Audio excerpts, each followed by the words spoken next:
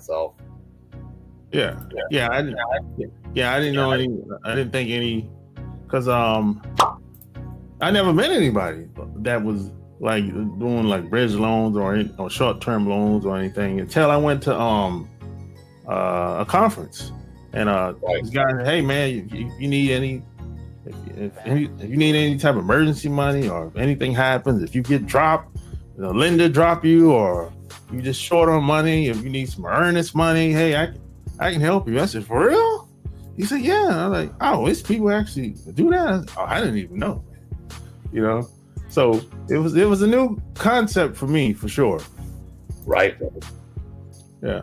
So what type of services, lending services that you offer? Yeah, we do traditional hard money lending, a lot of fix and flip on single family and commercial. We do it across the country, kind of in half the states across the country, not in every state. I really focus on more emergency and gap, and I call crocodile, or some people call it gator lending. Some more unique situations, very short term, usually under 6 months, mostly under 3 months. A lot of them are same day, next day, like transactional funding, double closings, seller finance type of loans. I'm looking for situations where there's very little risk to me as the lender, and it accomplishes something for the borrower or the buyer.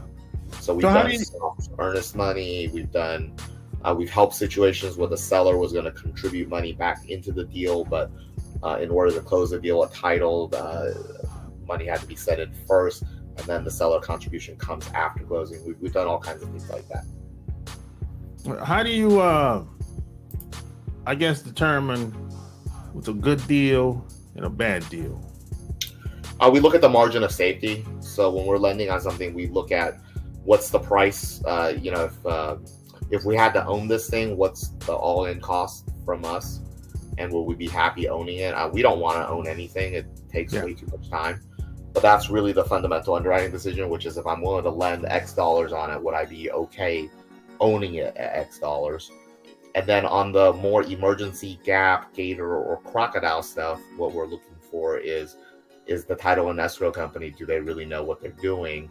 And will they, not accidentally release my money when the deal didn't close, right? Because that's the big risk, is if the closing attorney or the title and escrow company does not do what they're doing, does not know what they're doing, or they commit some sort of weird fraud, and they just straight up, release the money poorly and not in the right sequence of events. That's where we get in trouble.